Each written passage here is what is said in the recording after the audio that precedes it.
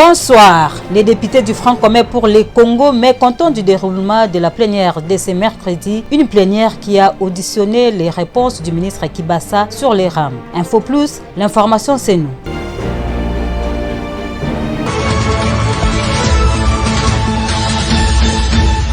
Au cours de cette plénière consacrée à la réplique du ministre Kibasa sur l'affaire RAM, les députés du FCC en colère. Leur motion de défiance étant rejetée, ils annoncent une motion de censure contre tous les gouvernements. Parce que c'est une manière supplémentaire d'appauvrir le peuple par les personnes qui sont censées l'enrichir. Donc vous êtes témoin. Toute personne qui est restée dans la salle est celui qui complote contre le peuple. Vous avez suivi l'autre fois que l'argent a circulé. Même sur les réseaux sociaux, vous voyez que l'argent a circulé. Et voilà la preuve. Donc, à la population de tirer ses conséquences. Qui travaille pour elle? Nous avons fait notre devoir. Vous avez vu les 101 députés qui ont signé la motion de défiance parce que nous voulons que l'arnaque à l'endroit de la population cesse. Mais aujourd'hui, la majorité mécanique en a décidé autrement. Nous avons joué notre partition et on ne nous en voudra pas pour ça. La commémoration du 70e anniversaire du décès du Simon Kimbangu Kiangani est celui de la naissance de Simon Kimbangu Kiangani avec Yankamba. Au nombre des invités qui ont effectué les déplacements de la Nouvelle-Jérusalem, les présidents de la Chambre basse du Parlement et représentants du chef de l'État, Christophe Mbosso, assurent aux Kimbanguistes, au nom du président de la République, les soutiens et l'accompagnement du régime Tshisekedi dans l'accomplissement de la mission de l'Église. À cette même occasion, le speaker de la Chambre basse du Parlement a transmis aux fidèles Kimbanguistes les remerciements du président Félix-Antoine Tshisekedi Tshilombo en mission officielle aux Émirats arabes unis avant de confirmer que toutes les promesses faites aux Kimbanguistes seront réalisées.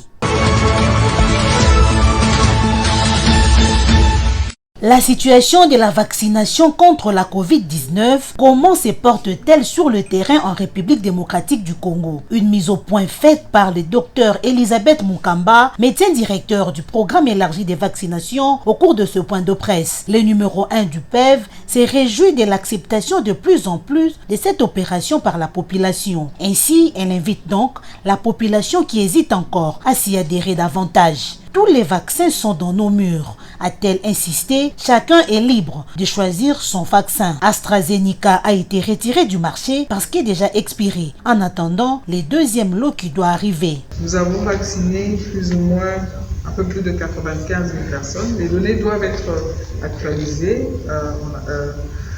parce qu'il y a beaucoup de données à l'intérieur qu'il faut collecter encore. Donc, c'est dire que la vaccination est progressivement en train de prendre ses marques avec cette deuxième phase de cette couverture avec d'autres antigènes. Et comme vous l'avez dit, effectivement, déjà avec le travail intensif, parce qu'ici il faut reconnaître le travail de communication qui a été fait.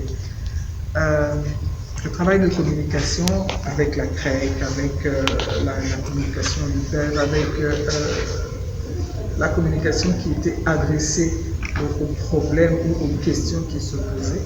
On a quand même vu que déjà à la deuxième phase, lorsque nous avons reçu la deuxième allocation du vaccin AstraZeneca, la demande avait déjà commencé à augmenter.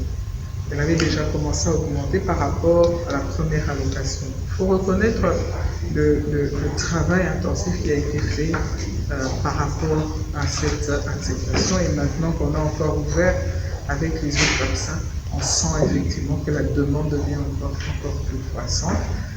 Conscient, c'est vrai qu'il y a des choses qu'il faut fixer pour davantage amener cette adhésion au maximum. Parce que dans tous les programmes de vaccination, tout ce que nous demandons, c'est l'adhésion de la communauté. Il faut que la communauté elle-même comprenne le bien fondé et commence à demander le vaccin. Je crois que c'est vraiment le summum lorsque la communauté a compris et qu'elle demande le vaccin, que ce soit même pour la vaccination de routine ou pour tous les autres vaccins. C'est vraiment notre projet. S'agissant des effets négatifs, sur les 95 000 personnes déjà vaccinées, 8 cas seulement ont été signalés, lesquels qui ont présenté une évolution positive après. La proportion des cas des faits indésirables survenus est de l'ordre de 0,00, je crois 7 ou 5, 1%, quelque chose comme ça. Donc c'est vraiment minimisable. Le succès de la réussite de cette opération est rendu possible grâce aux chevaliers de la plume et du micro, des partenaires incontournables, Dixit Elisabeth Munkamba, médecin directeur du PEV. C'est un parcours de combattants pour les transporteurs de ces 10 bus de la société Transco en partance pour les Ouélé. Ces bus de marque Volvo Pimpa 9, actuellement à l'étape des Isiro, précisément sur la route nationale numéro 4, avancent lentement mais sûrement à destination. Nous sommes embourrés à 2 reprises sur PK 79 et PK 175. Quelque chose comme ça, donc jusque là ça va. La route est praticable, il y a des bus qui sont en bon état et on est fiers de cela. Donc les conducteurs ont été suffisamment formés et ils ont montré de quoi ils étaient capables. Et là présentement nous sommes au niveau de Nyanya, en partance pour ici. Donc je veux vous rassurer que tout est calme, les routes sont praticables, les bus sont en bonne et due forme. Donc c'est un peu ça ce que je voulais aussi agence Transco. La route serait impraticable et les bus seraient détruits méchamment, c'est indigne une certaine opinion. Information balayée d'un rêveur de la main par ses membres de l'équipage. Ce sont les mauvaises langues en fait. Il faut palper ça du doigt. Voyez-vous, nous avons tenté, nous avons palpé. Correct, vous pouvez balancer votre caméra ça et là, vous verrez que les bus sont en forme. Nous aussi, nous sommes très en forme. Donc allez-y comprendre que ce sont juste de mauvaises langues. C'est ça le Congolais, hein. C'est ça le Congolais. Donc nous aimons trop parler. Nous ne sommes pas objectifs, non pessimistes. Donc c'est un peu ça. Mais tout est calme. Rappelons que plusieurs conducteurs venus d'Isiro avaient suivi une formation à Transco Kinshasa sanctionnée par un certificat remis des mains du ministre des tutelles.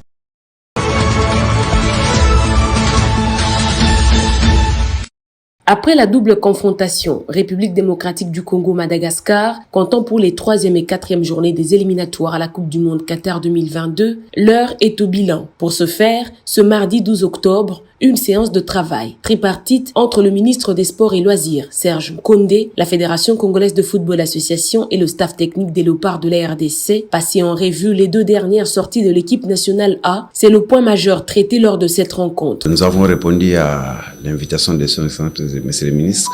Il est impérieux d'évoquer l'avenir de la sélection congolaise dans le groupe J des éliminatoires. Désormais, des nouvelles stratégies s'imposent pour capitaliser les 2 prochaines rencontres des Léopards de la RDC. Donc, l'apport de tout un chacun est important, en commençant par les joueurs locaux. Nous avons également arrêté des stratégies. Par rapport à la sélection des joueurs, une commission technique sera mise en place sous la supervision du directeur technique national pour sélectionner certains grands joueurs locaux, parce que son excellence a dit que nous avons l'un des meilleurs championnats et il est incompréhensible qu'on ne puisse pas retrouver les meilleurs joueurs de ces championnats de la sélection nationale. De cette réunion, il ressort que désormais, Hector Raoul Cooper, sélectionneur des Léopards, aura une résidence en République démocratique du Congo et un moyen de déplacement, question de lui permettre de garder un œil sur les joueurs locaux. Belge Sitoatala, secrétaire de la FECOFA. Il voyage déjà demain et par rapport à cela, il va rentrer entre le 20 et le 25. Et au niveau du gouvernement, des dispositions sont en train d'être prises de sorte que l'entraîneur ait un logement ici et son véhicule pour pouvoir travailler sur place. 3e avec 5 points. Derrière le Bénin et la Tanzanie, la République démocratique du Congo n'a pas d'autre choix que de remporter ces 2 derniers matchs pour espérer passer cette étape.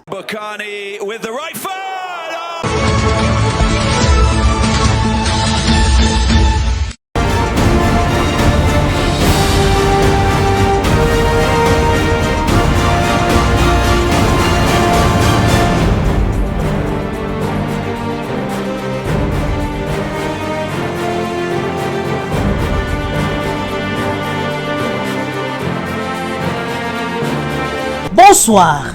RAM, le FCC lance une motion de défiance contre Augustin Kibasa, s'exclame la prospérité à sa une. Ce sera une plénière explosive pour le ministre de PTNT qui est attendu ce mercredi 13 octobre dans la salle du congrès du Palais du Peuple pour répondre au sujet de la taxe RAM, prédit les tabloïds. Ayant boycotté la dernière plénière qui a jugé recevable la proposition de loi sur les tribunaux de commerce, Les députés FCC ont hier poursuivi les colonnes déposé au bureau du speaker de la Chambre basse du Parlement la motion de défiance contre le ministre Kibasa, remettant en cause cette taxe. Quant à la légalité, note le journal, avant d'enchaîner farouchement opposé au RAM, le peuple sera inévitablement du côté du FCC. Mais l'avenir fait remarquer que le FCC voudrait que Kibasa Maliba s'explique non seulement sur le soubassement juridique de la taxe RAM, mais aussi sur l'utilisation de fonds déjà collectés estimés, selon l'Observatoire de dépenses publiques relayé par le journal, à 260 millions de dollars. Au total, 101 députés nationaux ont signé pour obtenir la déchéance du ministre Kibasa. Mais du côté de l'Union sacrée de la nation, révèle le confrère, il ne s'agit d'un coup d'épée dans l'eau. Pour le quotidien Le Journal, RAM, Kabundi tente en vain de sauver Kibasa de la colère des députés nationaux. Selon le journal, le jour d'Augustin Kibasa au ministère de Postes, Nouvelles Technologies de l'Information et de la Communication sont comptés. Le compte à rebours déclenché depuis son interpellation en septembre dernier à l'Assemblée nationale, dont le dossier de la taxe RAM ne s'est pas arrêté, souligne les tabloïds, avant de préciser la tentative du premier vice-président de l'Assemblée nationale de le sauver a échoué. Le président de l'UDPS n'aurait pas obtenu gain de cause au cours de la réunion avec les députés de l'Union sacrée de la nation. En définitive, analyse la tempête des tropiques, c'est le président de l'Assemblée nationale qui se trouve désormais coincé entre les deux dossiers brûlants de l'heure. Le président du bureau de l'Assemblée nationale a tout le regard sur lui par rapport au RAM. Le FCC veut se montrer encore fort. Déjà, renchérit les confrères, ces députés viennent de réunir les signatures requises en déposant leur motion de défiance. Un véritable dilemme pour Christophe Mbosoko Diapwanga qui se trouve coincé dans un autre dossier sensible, celui de la désignation des délégués à entériner pour la nouvelle CENI traîne les pieds. L'éditorialiste de Forum de ZAS parle donc d'un dilemme cornélien, en l'occurrence les très controversés RAM charrient une motion émanant de l'opposition parlementaire extrêmement toxique dans les travées. Voter la motion équivaudrait à désavouer les ministres mis en cause. Du pain béni dans ce cas pour l'opposition parlementaire, écrit le quotidien. Voter en touche ou repousser la motion au nom de la solidarité politique sonnerait certes comme un classique du jeu parlementaire. Loin d'être une spécificité ou une anomalie congolaise, sous tous les cieux parlementaires, fait remarquer le journal, la majorité a pour coutume de rejeter une motion de l'opposition, conclut le journal. Ainsi s'achève cette lecture de journaux. Merci de rester avec nous. Au revoir.